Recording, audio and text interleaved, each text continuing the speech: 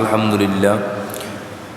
উপস্থিত সম্মানিত মুসল্লিয়ানি কেরাম, পর্দার অন্তরালে শ্রবণরতা পর্দানশীল মা ও বোনেরা, আল্লাহ পাক সুবহানাহু ওয়া তাআলার শাহিন শাহী দরবারে শুকরিয়া আদায় করে নিচ্ছি যে মহান রব্বুল আলামিন অত্যন্ত দয়া করে মায়া করে আমাদের হায়াতে বরকত দিয়ে আজকের পবিত্র জুমার দিনে জুমার নামাজ আদায় করার নিয়তে আল্লাহর ঘরে মসজিদে আসার বসার সমবেত হওয়ার, কোরআন ও সুন্নাহর নিসবতে আল্লাহর রসুলের মুহাব্বতে কিছু কথাবার্তা শোনার ও বলার সুবর্ণ সুযোগ আল্লাহ তাআলা আমাদেরকে দান করেছেন। এজন্য আমরা সকলেই মালিকের শুকরিয়া আদায় করে নিচ্ছি, আলহামদুলিল্লাহ। সম্মানিত মুসল্লিয়ান কেরাম, আমি আপনাদের খেদমতে পবিত্র কোরআনুল কারীমের সূরা হজের 37 নম্বর আয়াতে কারিমা থেকে তেলাওয়াত করেছি। নবী করিম সাল্লাল্লাহু আলাইহি ওয়াসাল্লামের অগণিত বাণী থেকে ইবনে মাজাহ শরীফে হযরত আবু হুরায়রা রাদিয়াল্লাহু আনহু থেকে বর্ণিত একটি হাদিস শরীফ পড়েছি। আল্লাহ তাআলা তৌফিক দান করলে এর আলোকে অল্প সময় কিছু কথাবার্তা বলার জন্য চেষ্টা করব। ওয়া মা তৌফিক ইল্লা বিল্লাহ। প্রিয় উপস্থিতি, আজ 4ই জিলহজ 1447 হিজরি, 8ই জ্যৈষ্ঠ 1433 বাংলা সন, 22শে মে 2026 ইংরেজি, রোজ জুমাবার। আমরা জুমার নামাজ আদায় করার নিয়তে মসজিদে সমবেত হয়েছি, আলহামদুলিল্লাহ। জিলহজ মাসের করণীয় সম্পর্কে গত 2 জুমায় আমরা কিছু আলোচনা করেছি। আমি কোনো ধরনের ভূমিকার অবতারণা না করে জিলহজ মাসে আমরা কোরবানি করব, কোরবানির বিষয়ে কিছু গুরুত্বপূর্ণ মাসালা নিয়ে আপনাদের সামনে হাজির হয়েছি। বাড়িঘরে যে সমস্ত ভাই এখনও আছেন, আপনারা মেহেরবানি করে দ্রুত মসজিদমুখী হন। আল্লাহর সন্তুষ্টির জন্য আমরা কোরবানি করব। কোরবানিটা যেন সঠিকভাবে হয়, সহিভাবে আমরা কোরবানি করতে পারি, যেন আমরা আল্লাহর নৈকট্য অর্জন করতে পারি, সেই নিয়তে আমরা দ্রুত মসজিদে হাজির হই। দরকারি জরুরি কিছু মাসলা মাসাইল আমরা শুনবো ইনশাআল্লাহ। আল্লাহ তাআলা আমাদের সকলকে তৌফিক দান করুন, সকলে আমিন বলুন। কোরবানি যে আমরা করতেছি, আমরা এখন থেকে আমাদের নিয়তকে যাচাই করি। আমরা খালেস একমাত্র আল্লাহর সন্তুষ্টির জন্যই কোরবানি করব ইনশাআল্লাহ। পবিত্র কোরআনুল কারীমের সূরা হজের 37 নম্বর আয়াতে কারিমায় আল্লাহ তাআলা ইরশাদ করেন, লা ইয়ানালাল্লাহা লুহুমুহা ওয়ালা দিমাউহা ওয়ালাকিন ইয়ানালুহুত তাকওয়া মিনকুম। আল্লাহ পাক রব্বুল আলামিন বলেন, তোমরা যে কোরবানি করো, পশু জবাই করো, সেই পশুর গোশত রক্ত, সেই পশুর গোশত, সেই পশুর রক্ত কিছুই আল্লাহর কাছে পৌঁছে না। আল্লাহ তাআলা বলেন, ওয়ালাকিন ইয়ানালুহুত তাকওয়া মিনকুম। আল্লাহর কাছে পৌঁছেন তোমাদের দিলের হালত। তোমরা কি আল্লাহর সন্তুষ্টির জন্য কোরবানি করছো, এটাই আল্লাহ তাআলা দেখেন। ও আমার সম্মানিত মুসল্লিয়ানে কেরাম, আমরা আজকে দুনিয়ায় যে কোনো কাজ করি না কেন, আমাদের কাজের গুলোর মাকসাদ দুনিয়ামুখী থাকে, অথচ কোরবানির মতো মহা গুরুত্বপূর্ণ আমল, যে আমলটা একমাত্র আল্লাহর সন্তুষ্টির জন্য হওয়া চাই, নিয়তকে খালিস করি। আজকে দুনিয়ার মধ্যে আমরা ভালো কাজগুলা করি, এটাও আমাদের দুনিয়ার ক্রেডিট খুঁজি, আমরা দুনিয়ার সাফল্য খুঁজি, দুনিয়ার সম্মান খুঁজি, দুনিয়া দুনিয়া দুনিয়া। এই দুনিয়ার মোহে পড়ে আমরা আমাদের মূল্যবান সময়টা শেষ করে শূন্য হাতে পরকালে পাড়ি জমাচ্ছি। আমার সম্মানিত মুসল্লিয়ানি কেরাম, আমরা সকলে জানি বাইং মাছ আছে, যে মাছগুলা লোদা মাটির মধ্যে থাকে, কাদার মধ্যে থাকে। বাইং মাছের দিকে যদি আমরা লক্ষ্য করি, কাদার মধ্যে থাকে, লোদা মাটির মধ্যে থাকে, লোদা পানির মধ্যে থাকে, কিন্তু এই বাইং মাছের মধ্যে লোদ লাগে না, মাটি লাগে না, কাদা লাগে না। লোদের মধ্যে থাকে, মাটির মধ্যে থাকে, কাদা পানির ভিতরে থাকে, কিন্তু তার শরীরের মধ্যে কাদা লাগে না, মাটি লাগে না, লোদ লাগে না।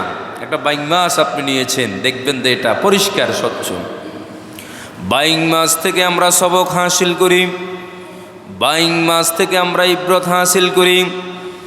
দুনিয়ার মধ্যে চলতে আমরা দুনিয়া লাগবে, তবে দুনিয়ামুখী চিন্তায় যেন আমার দিলে বসবাস না হয়ে যায়, আমার দিলটা আমার অন্তরটা দুনিয়ার মোহাব্বতে ভরপুর না হয়ে যায়। দুনিয়ায় থাকবো আমরা ঠিক আছে, তবে দুনিয়াকে দিলের মধ্যে জায়গা দেওয়া যাবে না, দিলে মিশানো যাবে না। दुनिया में हो दुनिया का तलबगार नहीं हो, दुनिया में हो दुनिया का तलबगार नहीं हो,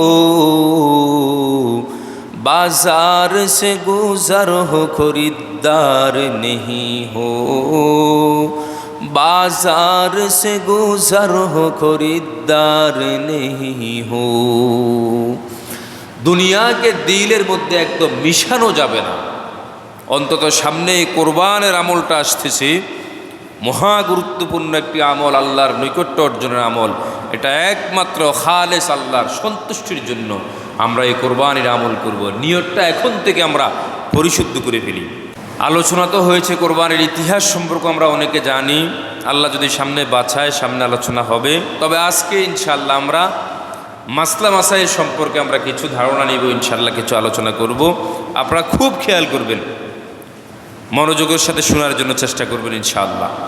সম্মানিত প্রিয় হাজিরিন, কয়েকটি মাসালা আমরা গত জুমে আলোচনা করেছি, সংক্ষেপে আমি আবার সেগুলো রিভিউ করে আজকে নতুন কিছু মাসালার সামনে আমরা অগ্রসর হব ইনশাআল্লাহ।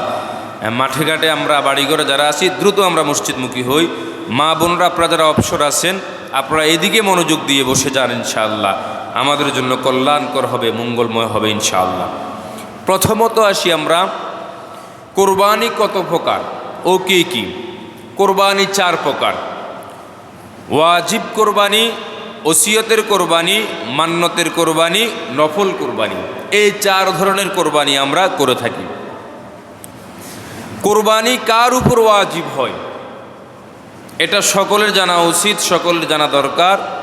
মুসলমান আকেল বালেগ সুস্থ মস্তিষ্কের লোক মুকিম এমন ব্যক্তি যদি কোরবানির দিনগুলোতে নেশাব পরিমাণ সম্পদের মালিক থাকে, তার উপর কোরবানি করা ওয়াজিব। কতটুকু সম্পদ থাকলে নেশাবের মালিক হবে?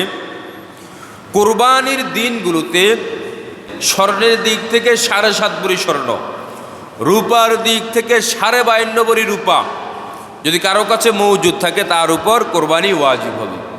এখন আসেন, কারো কাছে অল্প কিছু স্বর্ণ আছে, অল্প কিছু রূপা আছে, নগদ কিছু টাকা আছে, 7.5 ভরি স্বর্ণও নাই, 52.5 তোলা রূপাও নাই, স্বর্ণও কিছু আছে, রূপাও কিছু আছে, নগদ কিছু টাকা আছে। এক্ষেত্রে কি করবে?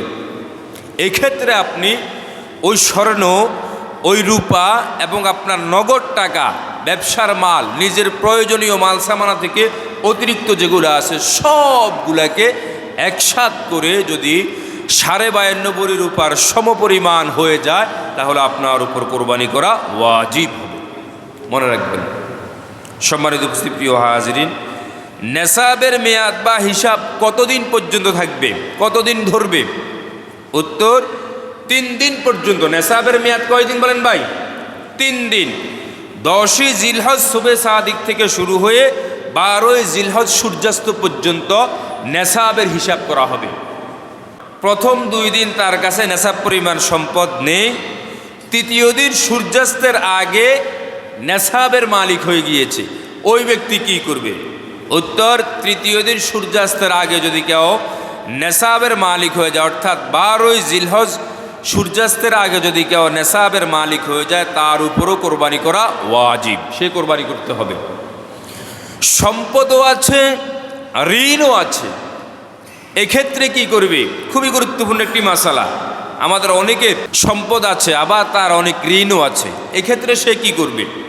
উত্তর, যদি কেউ সম্পদের মালিক আবার তার ঋণ আছে, এক্ষেত্রে তার মূল যে সম্পদ আছে, মূল সম্পদ থেকে যতটুকু ঋণ আছে ঋণটা বাদ দিবে। ঋণটা বাদ দেওয়ার পর অবশিষ্ট সম্পদ যদি নেশাবের অন্তর্ভুক্ত হয়, তার উপর কোরবানি করা ওয়াজিব হবে। সম্মানিত প্রিয় হাজিরিন, 3 দিনের মধ্যে কোন দিন কোরবানি করা উত্তম? উত্তর, প্রথম দিন 10 জিলহজ কোরবানি করা উত্তম। উপার্জনের মাধ্যম কি নেসাবের অন্তর্ভুক্ত হবে? উত্তর হচ্ছে উপার্জনের মাধ্যম নেসাবের অন্তর্ভুক্ত হবে না। উপার্জনের মাধ্যম নেসাবের অন্তর্ভুক্ত হবে না। তবে উপার্জনের মাধ্যম যদি প্রয়োজনের অতিরিক্ত থাকে, তখন প্রয়োজনের অতিরিক্তটা নেসাবের অন্তর্ভুক্ত হবে। যেমন কারো একটা সিএনজি আছে, ওই সিএনজি দিয়ে সে আয় রোজগার করে সুন্দরভাবে তার ফ্যামিলি চালাইতে পারে, কোনো অসুবিধা হয় না, তাইলে এটা তার উপার্জনের মাধ্যম, এটা নেসাবের অন্তর্ভুক্ত হবে না। এখন কোনো ব্যক্তির 2টা সিএনজি আছে। কয়টা সিএনজি? 2টা। এই 2টা সিএনজির মধ্যে একটার উপার্জনে তার সুন্দরভাবে ফ্যামিলি চলে, দ্বিতীয় সিএনজিটা তার প্রয়োজনের অতিরিক্ত, এটা তার নেসাবের অন্তর্ভুক্ত হবে, এটা নেসাবের মধ্যে গণ্য হবে।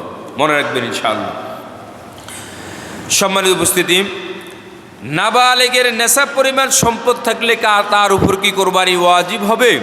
উত্তর হচ্ছে নাবালেগের নেসাব পরিমাণ সম্পদ থাকলেও তার উপর কোরবানি ওয়াজিব হবে না। বাবা নাবালেগ সন্তানকে অনেক টাকা দিয়ে দিছে, একটা ব্যাংক অ্যাকাউন্ট খুলে তার অনেক টাকা ব্যাংকে জমা আছে, এবং এই টাকাগুলা নেসাবের অতিরিক্ত, নেসাব পরিমাণ মালিক নাবালেগ সন্তান, কিন্তু তার উপর কোরবানি ওয়াজিব হবে না। বালেগ ব্যক্তি, তার অনেক টাকা আছে কিন্তু সে সুস্থ মস্তিষ্ক না, এমন ব্যক্তির উপর কি কোরবানি ওয়াজিব হবে? না। সুস্থ মস্তিষ্কের না এমন ব্যক্তির উপর কোরবানি ওয়াজিব হবে না। নেসাবের মালিক এমন ব্যক্তি 10, 11, 12 জিলহজ যদি মুসাফির অবস্থার মধ্যে থাকে, কোথাও সফর করেছে, এই অবস্থায় কি তার উপর কোরবানি ওয়াজিব হবে? উত্তর, মুসাফির ব্যক্তির উপর কোরবানি ওয়াজিব না। তবে হ্যাঁ, সে যদি কোরবানি দিয়ে দেয় তার কোরবানি হবে এবং সে অনেক সওয়াব পাবে ইনশাআল্লাহ। নাবালেগের পক্ষ থেকে অভিভাবক কোরবানি দেওয়া কি জরুরি? উত্তর, নাবালেগ সন্ততির পক্ষ থেকে কোরবানি দেওয়া জরুরি না, মুস্তাহাব। কোরবানি দেওয়া কি বলেন ভাই? মুস্তাহাব, দিলে অনেক সওয়াব পাবে ইনশাআল্লাহ। দরিদ্র ব্যক্তির উপর কোরবানির হুকুম কি? কাউকে আল্লাহ তাআলা অনেক সম্পদের মালিক বানিয়েছেন, কাউকে আবার পরীক্ষামূলক আল্লাহ তাআলা দরিদ্রতা দিয়েছেন, এটা আল্লাহর হুকুম, পরীক্ষামূলক এগুলো আল্লাহ তাআলা দিয়েছেন। এখন দরিদ্র ব্যক্তি, তার উপর কি কোরবানি ওয়াজিব? তার কোরবানির বিধান কি? উত্তর হচ্ছে যে দরিদ্র ব্যক্তির উপর কোরবানি ওয়াজিব নয়। বলেন, দরিদ্র ব্যক্তির উপর কোরবানি ওয়াজিব নয়। তবে সে যদি কোরবানি করে আল্লাহর সন্তুষ্টির জন্য সে অনেক সওয়াব পাবে, কোরবানি দিতে পারবে ইনশাআল্লাহ। আরেকটি প্রশ্ন, গুরুত্বপূর্ণ প্রশ্ন, এটা মনে রাখবেন, ঋণ করে কোরবানি করা যাবে কিনা? ঋণ করে কোরবানি করা যাবে কিনা? ঋণ করার 2টা সুরত। কয়টা সুরত বলেন ভাই? ঋণ করার 2টা সুরত হবে। একটা সুরত, একটা ব্যক্তি অনেক সম্পদের মালিক, তার অনেক টাকা, নেসাব পরিমাণ সম্পদের মালিক, তার অনেক টাকা আছে, কিন্তু সামূহিক কোরবানির দিনগুলোর মধ্যে তার কাছে নগদ কোনো টাকা নাই। এরকম হতে পারে, বিভিন্ন কারণে এরকম সে শূন্য হয়ে আছে, তো অনেক টাকা ব্যাংকে আছে, ব্যাংক থেকে টাকা তুলতে পারতেছে না, ঈদের বন্ধ পড়ে গেছে, মানুষের কাছে আছে, মানুষও এখন দিচ্ছে না, অনেক টাকার মালিক সে, তাইলে সে নেসাব পরিমাণ সম্পদের মালিক, তার কাছে এখন টাকা নাই, এই মুহূর্তে সে ঋণ করে হলেও কোরবানি দিবে, তার উপর কোরবানি দেওয়া ওয়াজিব, সে ঋণ করে কোরবানি দিবে। আরেকটা সুরত হচ্ছে যে নেসাব পরিমাণ সম্পদের মালিক নয়, দরিদ্র ব্যক্তি, এমন ব্যক্তির ক্ষেত্রে ঋণ করে কোরবানি দেওয়া ঠিক নয়। তবে সেও যদি ঋণ করে কোরবানি আদায় হয়ে যাবে, সওয়াব পাবে। তবে উভয় ক্ষেত্রে আমাদেরকে লক্ষ্য রাখতে হবে, ঋণটা যেন সুদের ভিত্তিতে না হয়। কারো থেকে আপনি ধার নেবেন, ঋণ করতেছেন, এই ঋণটা যেন সুদের ভিত্তিতে না হয় এবং অবৈধ কোনো চুক্তির মধ্য দিয়ে না হয়, সেদিকে সজাগ থাকতে হবে, খেয়াল থাকতে হবে। যদি সুদের বিনিময়ে ঋণ নেন, অবৈধ কোনো চুক্তির বিনিময়ে ঋণ নেন, সেতে আপনারও কোরবানি হবে না এবং আপনার সাথে যারা কোরবানি দিচ্ছে কারো কোরবানি হবে না। এজন্য আমরা খুব সাবধান, সচেতন থাকার জন্য চেষ্টা করব ইনশাআল্লাহ। সম্মানিত প্রিয় হাজরিন, আমরা শরিকদার নির্ণয় করতেছি, অনেকে নির্ণয় করে ফেলেছি, অনেকে করতেছি।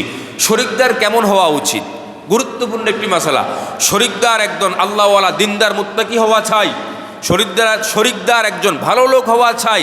যাকে আপনি শরিকদার হিসেবে নির্ণয় করবেন, তার উপার্জনের মাধ্যমটা হালাল পন্থা কিনা আপনি এটা খুব খেয়াল রাখবেন। নিজেরটা তো খেয়াল রাখবেন, অন্যটাও খেয়াল রাখবেন, যেন তার উপার্জনের মাধ্যমটা হালাল পন্থা কিনা, অবৈধ পন্থায় উপার্জনকারীর সাথে কোরবানি শরীকে অংশগ্রহণ করবেন না, এতে কারো কোরবানি হবে না।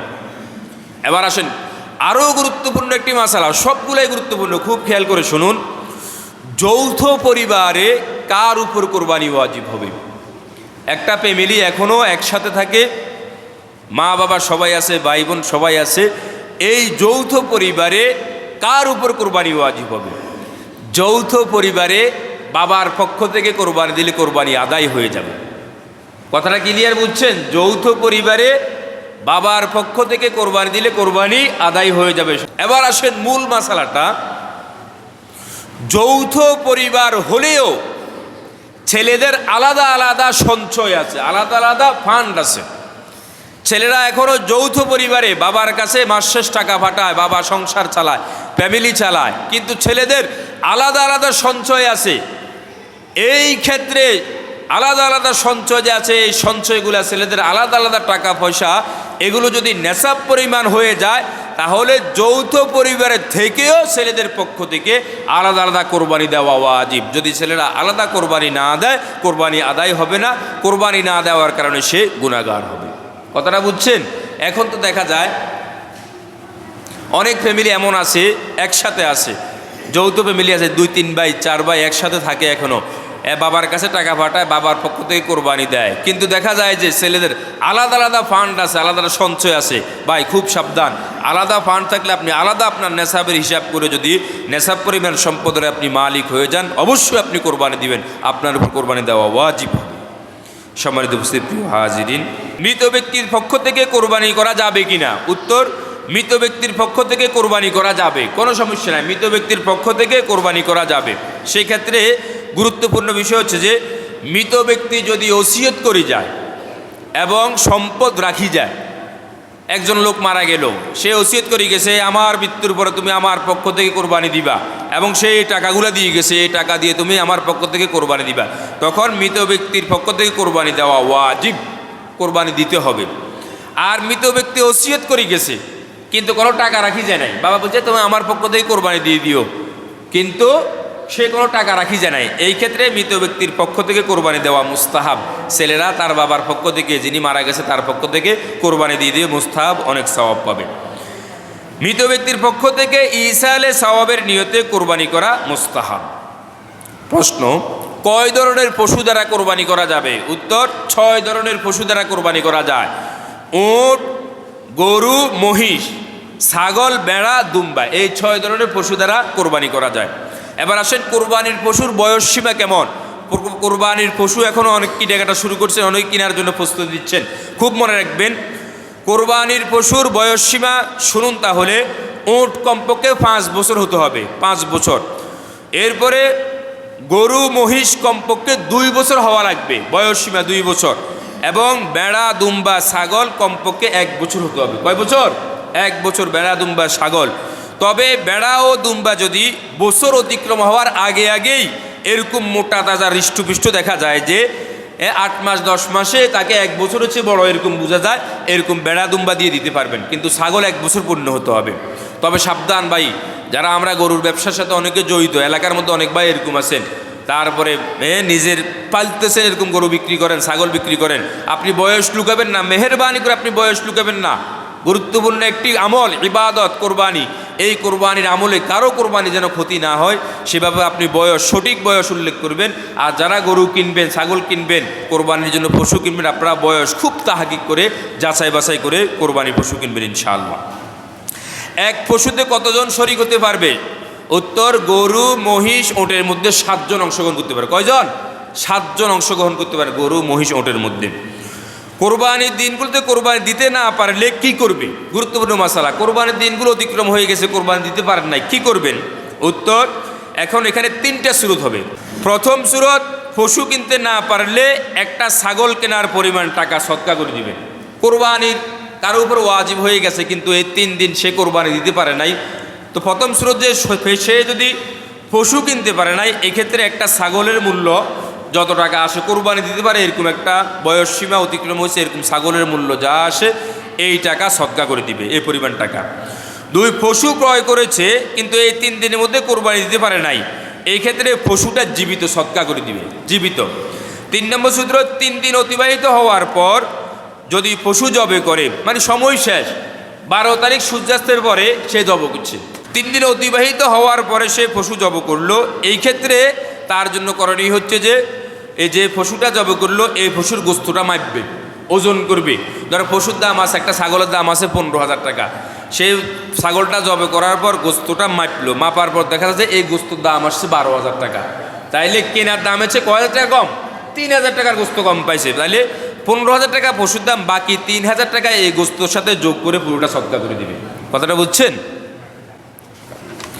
এরপরে আসেন ভাই, 10 তারিখ কখন থেকে কোরবানি করবে? উত্তর হচ্ছে 10 তারিখ যে এলাকায় জুমা ও ঈদের নামাজ ওয়াজিব সে এলাকায় ঈদের নামাজের আগে কোরবানি করা যাবে না। আপনাদের এলাকায় জুমার নামাজ হয়, ঈদের নামাজ হয়, ঈদের নামাজ শেষে আপনারা কোরবানি করা শুরু করবেন ইনশাআল্লাহ।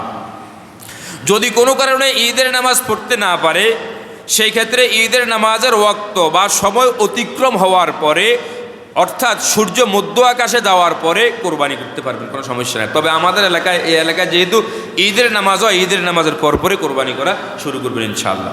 কোরবানির পশু কি পুরুষ হতে হবে? উত্তর না, পুরুষ মহিলা যেটাই হোক কোনো সমস্যা নেই, কোরবানি দিতে পারবেন। পশু ক্রয় করার পর শরিকদের বাড়ানো যাবে? উত্তর, ধনী হলে শরিকদের বাড়ানো যাবে, তবে না বাড়ানো উত্তম। যদি আপনার শরিকের মধ্যে একটা পশুর মধ্যে 4 জন মিলে কোরবানি করছেন, এই ক্ষেত্রে একজন আছে গরিব ব্যক্তি, তার উপর কোরবানি ওয়াজিব নয়, এই ক্ষেত্রে আপনি লোক বাড়াতে পারবেন না, শরিকদের বাড়াতে পারবেন না। ধনী হলে বাড়াতে পারবেন, তবে না বাড়ানো উত্তম। আগে থেকে নিয়ত করে ফেলছেন, আমরা 2 জন মিলে কিনে ফেলছি, যদি কেউ আসে একজন বাড়াই নিব, তাহলে বাড়াতে পারবেন, কোনো সমস্যা নাই, নিয়ত করে রাখলে। কোরবানির পশু কেমন হওয়া উচিত? উত্তর হচ্ছে যে কোরবানির পশু অত্যন্ত হৃষ্টপুষ্ট, সুন্দর, তাজা হওয়া উচিত, এরকম দেখে কিনবেন ইনশাআল্লাহ। যে পশু 3 পায়ে চলে, একটা পায়ে ভর দিতে পারে না, সেই পশু দিয়ে কি কোরবানি করা যাবে? উত্তর, এমন পশু দিয়ে কোরবানি করা যাবে না। 3 পায়ে চলে, একটা পা লাগাইতে পারে না, এমন পশু দিয়ে কোরবানি করা যাবে না। পশু আগে থেকে নির্ণয় করবেন, তাজা পশু নেবেন। রুগ্ন পশু, পশুর পায়ের হাড়ের মগজ শুকিয়ে গেছে, এত বেশি দুর্বল যে যে জায়গায় জবে করবেন ওই জায়গা পর্যন্ত পশুটা হেঁটে হেঁটে যেতে পারে না, এমন পশু দিয়ে কোরবানি করা যাবে? উত্তর, এমন পশু দিয়ে কোরবানি করা যাবে না। পশুর একটা দাঁতও নেই অথবা বেশিরভাগ দাঁত নাই, এমন পশু দিয়ে কোরবানি করা যাবে? উত্তর, না। পশুর একটা দাঁতও নাই অথবা বেশিরভাগ দাঁত নাই, যে পশুটা চাবাই চাবাই খাইতে পারে না, এত বেশি দাঁত নাই, এমন পশু দিয়ে কোরবানি করা যাবে না। মনে রাখবেন, যে পশুর শিংয়ে সমস্যা আছে সেই পশু দিয়ে কোরবানি করা যাবে? উত্তর, শিং ভাঙ্গার কারণে যদি মস্তিষ্কে আঘাত হয়ে যায়, রক্তক্ষরণ হয়, মস্তিষ্ক ইনজুর্ড হয়ে যায়, অসুস্থ হয়ে যায়, এমন পশু দিয়ে কোরবানি করা যাবে না। কোনো পশুর শিং 1/3 বেশি নাই, এমন পশু দিয়ে কোরবানি করা যাবে না। আর জন্মগতভাবে শিং উঠে নাই, তবে এই পশুর বয়স অতিক্রম হয়ে গেছে, কোরবানি করার মতো সময় হয়েছে, তাইলে জন্মগত শিং উঠে নাই, এতে কোনো সমস্যা নাই, কোরবানি দিতে পারবেন। পশুর কান লেজ কাটা, এমন পশু দিয়ে কি কোরবানি করা যাবে? উত্তর, কান লেজ যদি 1/3 বেশি কাটা হয়, এমন পশু দিয়ে কোরবানি করা যাবে না, অল্প কাটা হলে সমস্যা হবে না। অন্ধ পশু দিয়ে কি কোরবানি করা যাবে? উত্তর, যে পশু 2টি চোখে অন্ধ অথবা 1টি চোখ পুরা অন্ধ, এমন পশু দিয়ে কোরবানি করা যাবে না। সম্মানিত উপস্থিত প্রিয় হাজিরিন, পশু হারিয়ে গেলে কি করবে? ধনী হলে আরেকটা পশু কিনবে। এই ভাই বুঝেন, অনেক সময় আল্লাহ মাফ করবে, এরকম হয়, পশু হারিয়ে যায়, চুরি হয়ে যায়, হয় কিনা বলেন ভাই? চুরি হয়ে গেছে, হারাই গেছে, এই ক্ষেত্রে কি করবেন? এই ক্ষেত্রে ধনী হলে আরেকটা পশু কিনে নেবেন, গরিব হলে আর কিনা লাগবে না, তার এটা হারিয়ে গেছে। ধনী হলে আরেকটা কেনার পর যদি ওই আগের পশুটা পেয়ে যায়, ধনী ব্যক্তি আর একটা পশু হারাই গেছে, চুরি হয়ে গেছে, আরেকটা পশু কিনছে, এই ক্ষেত্রে যদি আগের পশুটা আবার পেয়ে যায়, এই ক্ষেত্রে তার দুটোটা কোরবানি দেওয়া উত্তম, একটা দিলেও হয়ে যাবে। তবে গরিব ব্যক্তি, তার উপর কোরবানি ওয়াজিব নয়, সে একটা পশু কিনেছে, একটা ছাগল কিনেছে, পশুটা হারাই গেছে, চুরি হয়ে গেছে, সে আরেকটা কিনছে, এখন গরিব ব্যক্তি, এখন আরেকটা কেনার পরে কোরবানির দিনগুলো কোরবানি দেওয়ার আগে আগে সে আগের পশুটা পেয়ে গেছে, এখন তার কয়টা পশু হয়েছে? 2টা পশু। সে গরিব ব্যক্তি যে 2টা পশুয়ে কোরবানি করার নিয়ত করেছে, দুটোটা পশুর উপর তার কোরবানি করা ওয়াজিব হয়ে যাবে, দুটোটা পশু যে কোরবানি করতে হবে গরিব ব্যক্তির জন্য। সম্মানিত উপস্থিত প্রিয় হাজিরিন, গর্ভবতী পশু দিয়ে কি কোরবানি করা যাবে? উত্তর, যাবে, কোনো সমস্যা নাই। পশু জবে করার পরে দেখেন যে পশুর পেটে একটা জীবিত বাচ্চা পেয়ে গেছেন, আল্লাহ মাফ করে এরকম যেন না হয় চেষ্টা করবো, আমরা খুব যাচাই বাছাই করে পশু কিনবো। একটা জীবিত বাচ্চা পাইছেন, এই ক্ষেত্রে ওই জীবিত বাচ্চাটাকেও জবে করবেন। প্রসবের নিকটবর্তী পশু দিয়ে কি কোরবানি করা যাবে? এমন করা মাকরু, করবেন না। প্রসবের নিকটবর্তী পশু দিয়ে কোরবানি করা, তবে করলে হয়ে যাবে। ভালো পশু কেনার পর যদি এমন দোষ দেখা দেয় যে দোষের কারণে কোরবানি হয় না, তখন কি করবে? তোর এমন পশু দিয়ে কোরবানি হবে না। তবে গরিব হলে জায়েজ আছে, সে কোরবানি দিবে, কারণ তার উপর কোরবানি ওয়াজিব ছিল না, সে একটা পশু কিনছে, এটা দিয়ে সে কোরবানি করে দিবে। বন্ধা পশুর কোরবানি করা যাবে কি না? উত্তর, বন্ধা পশু দিয়েও কোরবানি করা যাবে, এতে কোনো সমস্যা হবে না। পশু কেনার পর বা নির্ধারণ করার পর ওই পশু দ্বারা উপকৃত হওয়া যাবে? উত্তর, না। পশু কেনার পর ওই পশু দিয়ে কোনোভাবে উপকৃত হওয়া যাবে না। আপনি পশু দিয়ে কোনো উপকৃত হতে পারবেন না, দুধ খেতে পারবেন না, এই পশু দিয়ে হাল চাষ ইত্যাদি কিছুই করতে পারবেন না, এতে আপনার কোরবানি শুদ্ধ হবে না। হ্যাঁ, যদি এরপরও যদি কেউ পশু দিয়ে উপকৃত হয়ে যায়, যে পরিমাণ টাকার উপকৃত হয়েছেন ওই পরিমাণ টাকা সদকা করার পর আপনার কোরবানি হবে, নচেত কোরবানি সঠিক হবে না। এরপরে ভাই, পশুর দুধ পান করা যাবে কি? উত্তর, না, পশুর দুধ পান করা যাবে না। তবে যদি এরপরও পশু দুধ দহন করা লাগে, নয় পশু কষ্ট পাইতেছে এরকম হয়, আপনি দুধগুলা দহন করে সদকা করে দিবেন। পশু কেনার পর আল্লাহ মাফ করুক কোনো শরিকদার যদি মারা যায়, তখন কি করবেন? উত্তর, তার ওয়ারিস যারা আছে তারা যদি অনুমতি দেয়, ওয়ারিসগুন যদি অনুমতি দেয় যে কোরবানি করে ফেলেন, তাহলে কোরবানি করতে পারবেন, কোরবানি আদায় হয়ে যাবে। আর ওয়ারিসগুন যদি অনুমতি না দেয়, তাহলে যে লোক মারা গেল ওই লোকের টাকাটা ফেরত দিয়ে দিবেন। কথা বুঝে আসছে? গরিব লোক আছে এরকম, একজন মানুষ অসহায় মানুষ, গরিব ব্যক্তি, এখন সে মানসম্মান লোক লজ্জা থেকে বাঁচার জন্য, শরম থেকে বাঁচার জন্য নিজেদের ছেলে মেয়ের দিকে তাকিয়ে সে একটা ফাঁদ খোঁজে, একটা অবৈধ পন্থা খোঁজে। সেটা কি? দুইজনে মিলে একসাথে হয়ে বলতেছে, ভাই তুমিও গরিব মানুষ, আমিও গরিব, একটা কোরবানি শরীকে অংশগ্রহণ করতে এখন 20,000 টাকা লাগে, 30,000 টাকা লাগে, এত টাকা তো আমাদের কাছে নাই। আচ্ছা আসো, আমরা দুইজনে মিলি 20,000 টাকা এক শরিক কিনে নিই, দুইজনে মিলে একটা শরিক করে একটা গরুর মধ্যে ঢুকে যাবো, এরপর আমরা গোস্তটা কুটাকাটি করার পরে আমরা বাগ করে নিয়ে যাব, এতে কারো কোরবানি হবে না।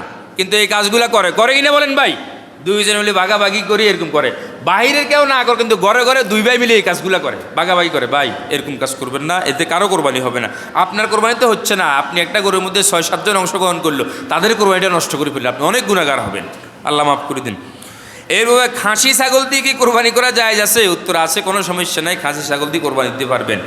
বিক্রেতা পশুর বয়স লুকালে সেক্ষেত্রে কি করবেন?